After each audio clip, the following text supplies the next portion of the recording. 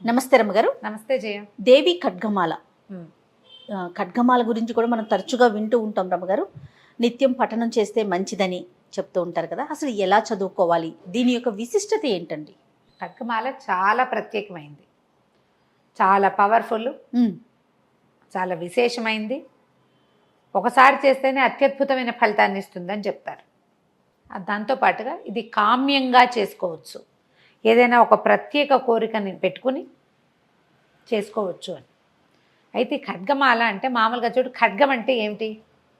కత్తి. చాకు కాదు, కత్తి. బాకు కూడా కాదు, చంద్రహాసం పొడుగాటిది ఖడ్గము అంటే. వరలో పెట్టుకుని తీసేది. అవును. ఖడ్గం ఒకటి ఉంది నీ దగ్గర, నువ్వు చీకట్లో ఎవ్వరూ తోడలేకుండా ఆ కత్తి పుచ్చుకుని వెళ్తుంటే నీకు ధైర్యంగా ఉంటుంది. అవును. అమ్మో ఎవరన్నా దొంగడత మన దగ్గర కత్తి ఉందిగా అనిపిస్తుంది. అదొక ధైర్యం. ఒక జంతువు ఎదురొస్తుంది, కత్తుంది. మనిషి ఎదురొస్తాడు, కత్తుంది. ఎవరు రారు, తోడు కత్తి, అంతే. ఖడ్గం ఉంటే అలా ఉంటుంది. ఖడ్గము అంటే సింగిల్. ఖడ్గమాల అంటే ఖడ్గాల దండ, కత్తుల దండ. కత్తుల దండ.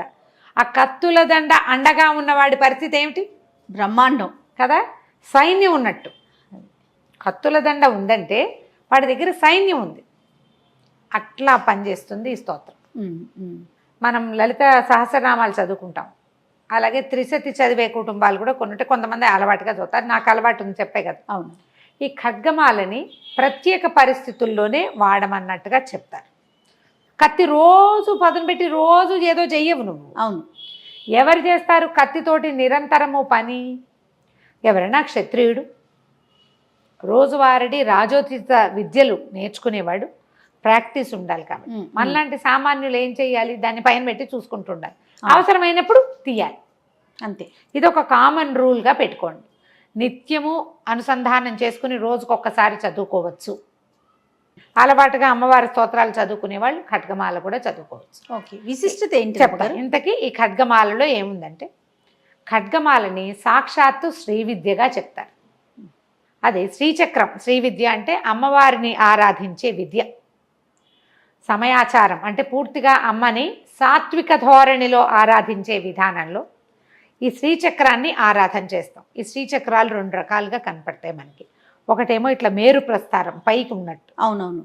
ఆవరణలు ఉండి ఇట్లా పైకి కొసతేలు ఉండేది. ఇంకొకటి భూప్రస్తారం, ఇట్లా పిండితో కానీ కుంకుమతో కానీ రాగి రేకు మీద, బంగారు రేకు మీద లిఖించబడి ఉండేది. ఆవరణలన్నీ త్రికోణాలు, చతుష్కోణాలు, అన్ని కోణాలు, తర్వాత ఏమో దళాలు, ఇవన్నీ ఇలా నేల మీద లేదా ఏదైనా ఒక దీని మీద వేయబడి ఉండేది భూప్రస్తారం. ఈ రెండిట్లలో ఈ శ్రీచక్ర అర్చనే అమ్మని ఆరాధించే అసలైన విధానం అని చెప్తారు. దీనికి బోధ కావాలి, నేర్చుకోవాలి, ఉపదేశం కావాలి, గురు సహాయం కావాలి, చాలా ఉన్నాయి వ్యవహారాలు. అయితే ఇందులో ఈ శ్రీచక్రంలో 9 ఆవరణలు ఉంటాయని చెప్తారు. ఆవరణలు ఉన్నాయి అందులో. దేవి నవావరణ పూజ అని ఒక విశేషమైన విధానంలో అమ్మవారిని అర్చిస్తారు. ఈ ఒక్కొక్క ఆవరణ ఉంది కదా, ఈ 9టిని ఒక్కొక్క దానికి ఒక్కొక్క సేపు ఒక్కొక్క అర్చన. ఇది మనం కొన్ని చోట్ల దేవాలయాల్లో కనపడుతుంది. నవావరణ పూజ అని మన బెజవాడ దుర్గ గుడిలో కానీ అమ్మవార్ల ఆలయాల్లో నవావరణ పూజా విధికి మనం డబ్బులు కట్టి పూజ చేసుకోవచ్చు. ఓకే. ఇళ్లలో చేయడానికి చాలా పెద్దది. మేము ఇదివరకటి కాలంలో ఎప్పుడో 15-18 సంవత్సరాల క్రితం, 15-16 ఏళ్ల క్రితం పుష్పగిరి పీఠంలో మా మరిది గారు ఉన్నప్పుడు మేము అక్కడికి బాగా వెళ్ళేవాళ్ళం. పౌర్ణములప్పుడు చేసేవారు. ఎంత బాగుంటుందో నవావరణ పూజ, మహాద్భుతంగా ఉంటుంది. కుంకుమార్చన చేస్తాడు.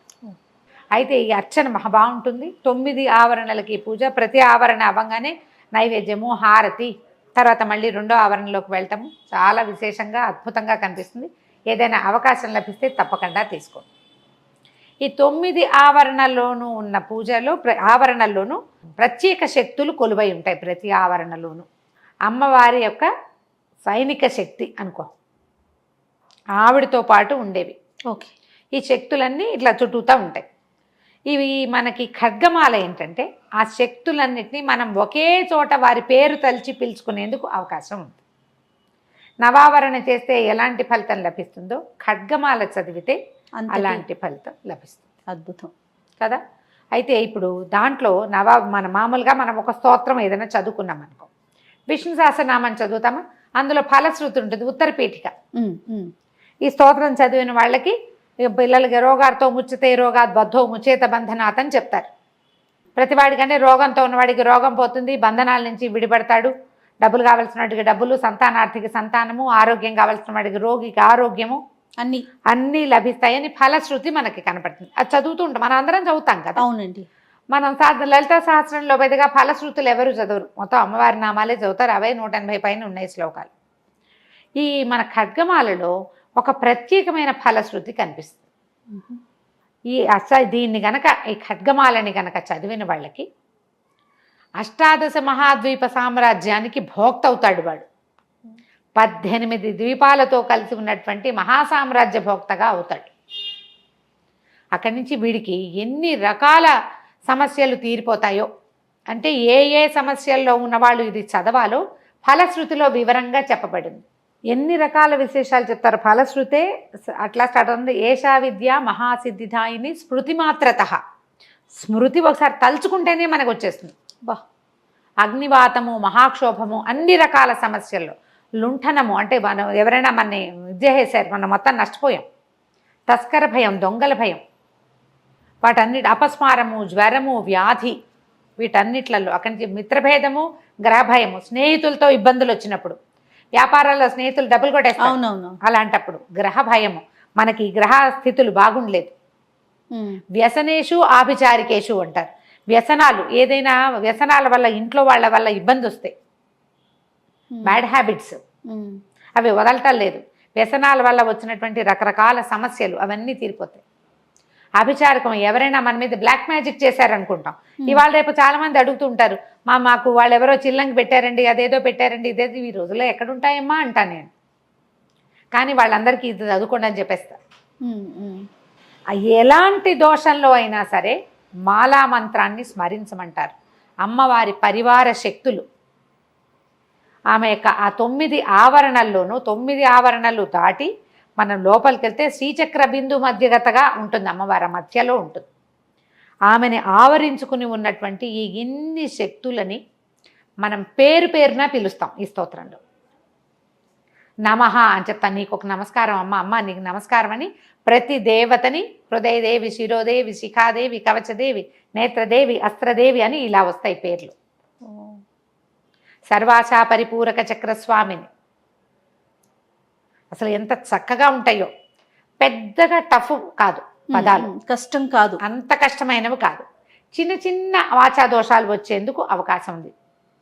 ఆశకి ఆశ అంటారు చాలామంది, శాకి సా అంటారు. శా వేరు సా వేరు కదా. ఆ చిన్న చిన్న దోషాలు లేకుండా చదవాలి. ఓకే, దోషాలు కనుక లేకుండా చదివితే ఈ ఖడ్గం మన చేతిలో ఉంటుంది. తప్పులు లేకుండా చదువుకోవాలి. స్నానం చేయకుండా ఎట్టి పరిస్థితుల్లోనూ చదవకూడదని చెప్తారు. ఇన్ని శక్తులని మనం పిలిచేటప్పుడు మనం పవిత్రంగా ఉండాలి. ఎప్పుడు పడితే అప్పుడు మధ్యాహ్నాలు జ్ఞాపకం వచ్చినప్పుడు కాకుండా శుద్ధిగా స్నానం చేసి ఒక సమయం పెట్టుకుని పొద్దునో సాయంత్రమో కొంచెం పంచదార పాకమో లేదా పానకమో, పటిక బెల్లం పానకమో, బెల్లం పానకమో చేసి పక్కన పెట్టుకుని అంత వడపప్పు చేసుకుని చదువుకోవచ్చు. ఓకే, రోజువారీ ఒకసారి చదివేటప్పుడు మీ మామూలు నిత్య నివేదన సరిపోతుంది. మీకు ఏదైనా భయము, ఇబ్బంది, చేయవలసిన పరిస్థితి, ఏం చేయాలో తెలియని దుస్థితి, ఇలాంటి పరిస్థితులు ఉండి మీరు కొంతకాలం చేయదలుచుకుంటే కనుక 11 సార్లు రోజుకి చొప్పున 21 రోజులు చేసుకోమంటారు. నేను 3 సార్లు చేస్తాను జయ. దసరాల్లో రోజు 3 సార్లు, అది పొద్దున 3 సార్లు, సాయంత్రం 3 సార్లు అవుతుంది. 2 పూట్ల అర్చన చేస్తాం కదా, కాబట్టి పొద్దున సాయంత్రము చేస్తాను. ఈ మామూలు రోజుల్లో ఒకసారి, రోజువారీ ఓసారి చదువుకోవడం. అన్ని స్తోత్రాలతో పాటు కనకధార, రామరక్ష స్తోత్రము, వాటితో పాటు వెంకటేశ్వర రావలంబం, వాటన్నిటితో పాటు ఇది కూడా చదివేసుకుంటాం. మనకు అలవాటు అయిపోతే ఎక్కువ సమయం ఏమీ పట్టదు. అన్ని నామాలే కదా, శ్లోకాలుగా ఉండవు. ఓ 2 పేజీల ప్రోగ్రామ్ మొత్తం అలవాటు చేసుకుంటే మనకేంటంటే పిల్లలకి బ్యాడ్ హ్యాబిట్స్ ఉన్నా, భర్తలకి బ్యాడ్ హ్యాబిట్స్ ఉన్నా, నీకు ఎప్పుడైనా ఏదైనా ఒక మందు వేసుకోగానే తగ్గుతుందా? కొంత సమయం ఇవ్వద్దు, శరీరానికి ఇవ్వాలి కదా రమ్మగారు, ముందుగా ఇవ్వాలి. పైగా ఇప్పుడు డోలో లాంటివి వేసుకోగానే తగ్గిపోతుందండి అంటాం. ఒక 5-6 గంటల తర్వాత మళ్ళీ మామూలు వచ్చేస్తుంది కదా, దాన్ని కూడా మనం రిపీటెడ్గా వాడుకోవాలి.